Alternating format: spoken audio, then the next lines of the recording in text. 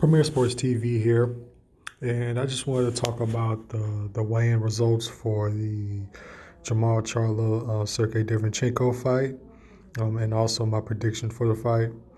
So Sergey Derevyanchenko weighed in at 159 and a half pounds, and Jermall Charlo weighed in at 159 3/4 pounds, or 159 pounds and 3/4.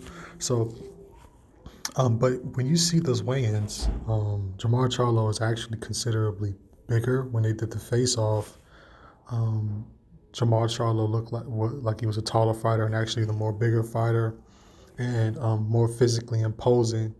But different Sergey Derevyanchenko, he has a lot of experience he's a decorated amateur, so he's seen it all pretty much, and he's also had a really good um, professional resume as well, fighting Danny Jacobs and Triple G. A lot of people felt like Sergey Derevyanchenko beat Triple G pretty considerably, actually. But he lost. He lost. He definitely lost against Danny Jacobs. But all in all, Danny Jacobs is actually big for 160. Also, like um, Danny Jacobs is about maybe 6 feet tall, maybe 6'1". So it's gonna be a good fight. Um, this is probably on paper, this is probably the best fighter that Jermall Charlo has fought, or is fighting, or is going to fight. So at the end of the day, I think this is going to be an exciting fight. Um, Sergey Derevyanchenko, to me, is very skilled and very active, where he uses effective aggression, and he goes to the body very well, and he's also very athletic. So that's why I think that the fight is going to be close.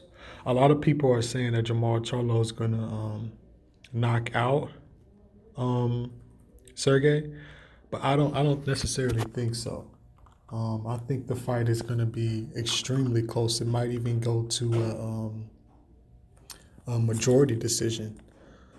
But I wouldn't bet on a majority decision. I would bet on something unanimous. But either way, let's actually take a look at Sergey Derevyanchenko's professional resume. So he's fought. So he's fought Gennady Golovkin, lost in a unanimous decision, but that was a very tough fight. I thought it could have went either way, even though I think Gennady Golovkin pulled it out just barely. Um, but I don't think it was a unanimous decision. So I would have been happier with a split decision just because the fight was extremely close. Um, Especially towards the end of the fight, Sergey Derevyanchenko really solidified the late rounds, and I think that at the end of the day, it was more of a split decision rather than or a majority decision rather than a unanimous for Gennady Golovkin. The Daniel Jacobs fight, he clearly lost that one. Daniel Jacobs was on a higher class than him, but I think that was his first title fight, if I'm not mistaken. Um, his first pro title fight, yeah, it is. So at the end of the day, you could be a decorated amateur, right?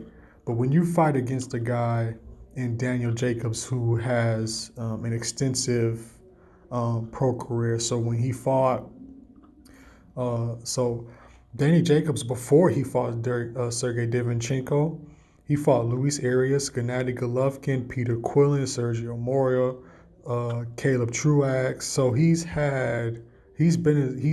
was extremely conditioned, right, in the professional ranks. Rather as Sergey, that was his first pro title fight. So I don't really knock him for that. But and I think it actually made him better for Gennady Golovkin, and it made him actually much more hungrier than Gennady Golovkin, and it made that fight actually very close. So, and plus also Gennady Golovkin is on the downside of his career athletically, with him being, pretty old, he's 38. You know, he's superhuman, but he's still human at the end of the day. And when you're 38, I mean, come on now, it's only a matter of time. But no disrespect, no disrespect. Now with Jermall Charlo, um, fighters of note on his resume is Julian Williams, Austin Trout, and Cornelius Bundridge. Even though Cornelius is like 100 years old, but everybody else, they were fighters that he was supposed to beat. So Dennis Hogan, he was supposed to knock him out. Brandon Adams, he was really supposed to knock him out, but it's really hard to knock someone out when they don't come to fight. I saw that fight, and Brandon Adams had no intentions on winning that fight.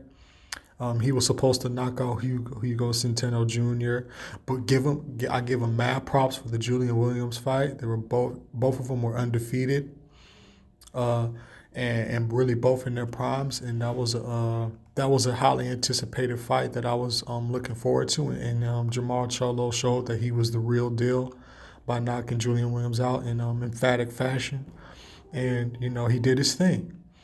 Austin Trout is an extremely tough fighter to knock out, but he did get the unanimous decision. Austin Trout is really rangy, really tough to catch. He always moves his head. He's awkward. So I'll give him props for winning that one unanimously. That was also a close fight, but everybody else, it was against people that he was supposed to beat. So on paper, this is the toughest fight for Jermall Charlo. And I think this fight is going to come down to a split decision, a majority decision, Jermall Charlo. Because when you think about it, he also had Jermall Charlo. He has trouble with boxers, right? So when you saw him fight, I'm sorry if I'm mispronouncing it, but Matt V. Korobov. Back in Barclays when after Jermall Charlo lost to Tony Harrison. I don't know if it was because of he was distracted because his brother lost to Tony Harrison, but he had a lot of trouble with Korobov, and he was a pure boxer. And then when you look at Austin Trout, he's a pure boxer, and he had a lot of trouble with him. But to his defense, they were both southpaws. So, they're both rangy southpaws where they move their heads, really work off the jab.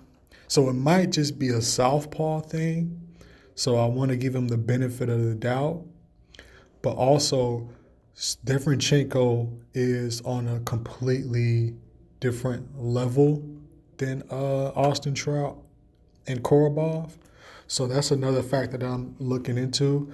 But the only thing that I'm worried about is Derevyanchenko, he comes to fight. And Jermall Charlo does well with people who come to fight. So Julian Williams came to fight, he knocked him out, right? So it's like, I think, actually, now that I'm talking about it, I'm going to go unanimous decision, but it's going to be close, extremely close, unanimous decision to Jermall Charlo. But I'm extremely excited for the fight. I'm going to be tuned in, and, it's going to be a show. So pick up the pay-per-view, show love to the sport of boxing, and also thank you for listening, and please subscribe. It's Premier Sports TV.